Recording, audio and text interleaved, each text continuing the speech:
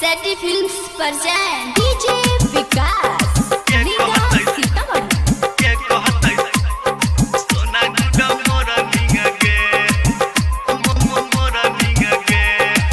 Recording by Seti films Sitamarhi. चली जैबही ससुरा करे जा के कहते बाबू गुडा मोरा निंगा गे के कहते बाबू गुडा मोरा निंगा गे चली जैबही ससुरा करे जा के कहते बाबू गुडा मोरा निंगा गे के कहते बाबू गुडा मोरा निंगा गे दिल हमारा तू तोड़ गोरी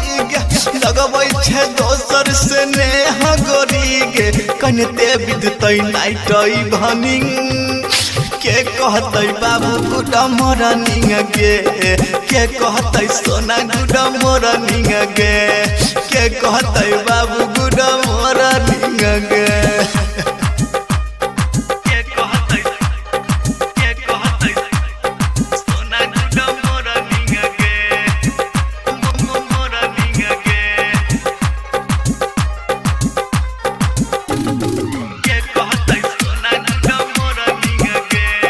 बाबू हमर हाँ जानू हमारा खाना खैले कि न खैले के पूछतै बाबू हमर हाँ जानू हमार खाना खैले कि न खैले के पूछतै हमारा से झगड़ा कके के जान बोल न के रुसतै ठीक से समझ लेना तू प्यार शब्द के मीनिंग गे के कहते बाबू गुडा मोरा निंग गे चल जैबे ससुरा करे जा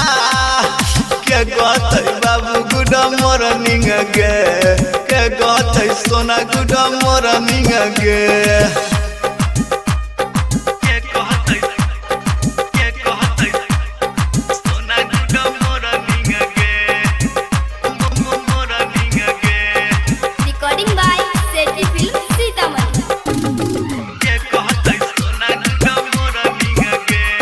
बहुते सतैतौ गे याद बड़ी अइतौ मीठी मीठी तोहर बोली गे